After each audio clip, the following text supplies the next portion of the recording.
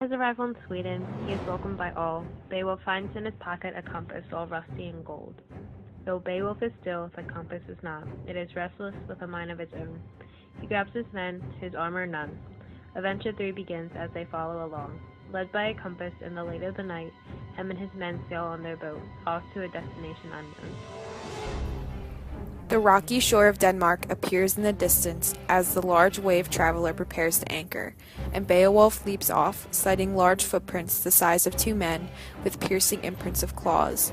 Intrigued, he follows the prints, entering a dismal wood, thick foliage surrounding Beowulf on all sides. Beowulf wanders through the woods until he reaches a high cliff with a gloomy opening at the base, bravely stepping inside. Deeper into the cave Beowulf travels, searching for the unknown. The damp dungeon is dimly lit, just the light from the cave opening shining through. Determined to find what he might be searching for, Beowulf continues the journey further and further into darkness. The claws eventually stop forming in the ground, making Beowulf pause.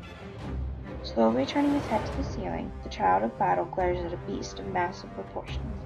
God, willing to pull him the compass and look where it would continue to lead, helps Beowulf see that battling with this huge monster was the uncut thread.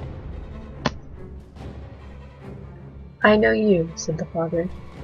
"The monsters speak your name here. They say you are the greatest warrior of the era. They tell me to fear you, for you killed my child, and you killed the mother of my child, but you cannot defeat me. Now I will kill you too." Beowulf is not afraid by these words. Young men of this era spent much time with their fathers and learned from them. Beowulf knew how the great beasts would fight, wild and angry, just like Grendel. He also knew that the father was much stronger and wiser than Grendel and his mother. The father had heard stories about Beowulf and knew of his tactics. The father ran towards Beowulf, mouth open, ready to dance as a cat. Beowulf quickly dodged his blow and tripped the father. He took advantage of the father's disorientation and grabbed the father's arms. Unlike Grendel, the father's arms would not snap. He freed himself of Beowulf's grip and ran from Beowulf to recover it. Beowulf saw something glistening in the nearby bank. Thinking he could use it as defense, Beowulf ran to it. To his luck, it was a sword, and it was beautifully inscribed with the words Bonek Sigura, or Thanks be to God. Seeing this as a sign, Beowulf quickly grabbed the sword and turned around just in time to impale the beast. The father fell to the ground with the metal stick inside of his heart. Only then did Beowulf see the name of the sword sketched into the handle: Grendel. With hands clenched tightly around the bloody heart, Beowulf boards a boat, whispering a final goodbye to the land. He sails through the salty waves, with God's great beacon warm on his back, all the way to Geatland, arriving at the hall with a gaping grin. "Here I bring the heart of Grendel's father. We should not have any problems with Cain's kin again." The Thanes, captivated by the colossal heart, turn to Beowulf. "Our great leader, what came of thy quest?" Beowulf tells his journey of valor. "I found a compass rusted in gold in my pocket, pointing in a direction.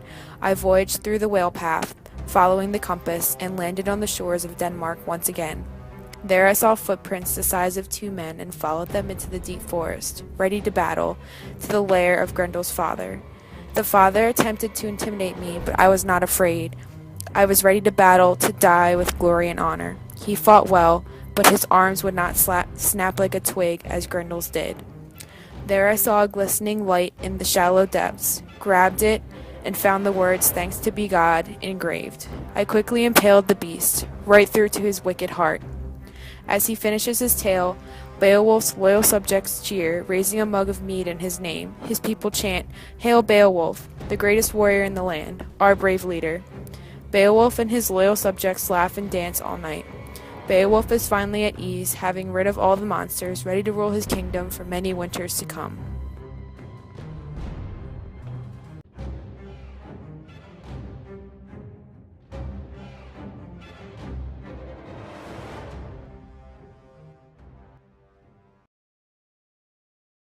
Created using Powtoon.